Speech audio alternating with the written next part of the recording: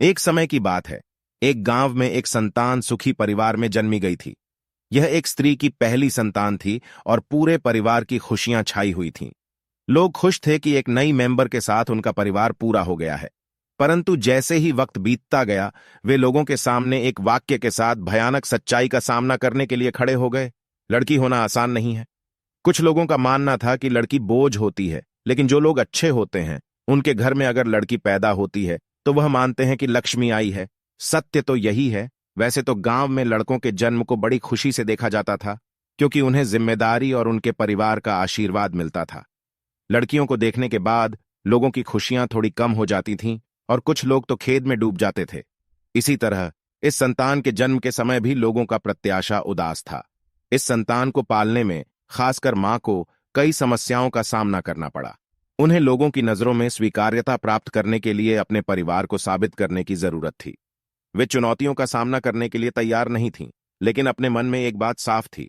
उन्हें अपनी बेटी के लिए सबसे अच्छा बनना है। मां ने अपनी बेटी को पढ़ाई लिखाई में भी बढ़ावा दिया।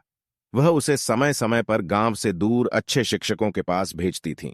उन्होंने अपनी बेटी के लिए सभी संभव सुविधाएं प्रदान की, ताकि वह अपने सपनों की ओर बढ़ती जाए। लड़की होने के अलावा भी बेटी को और कई समस्याएं झेलनी पड़ीं।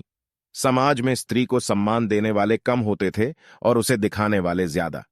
बेटी को अधिकतर घरेलू कामों में ही लगाया जाता था, जिससे उसकी पढ़ाई पर असर पड़ता था।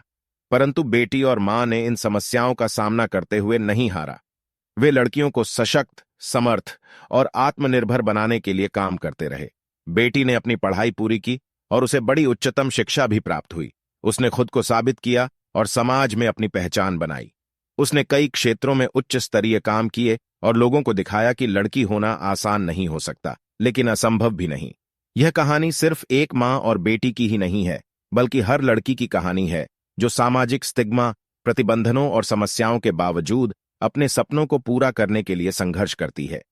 इस कहानी से हमें यह सबक मिलता है कि जब इच्छा और इश्क के साथ काम किया जाए, तो कोई भी लक्ष्य हासिल करना संभव है।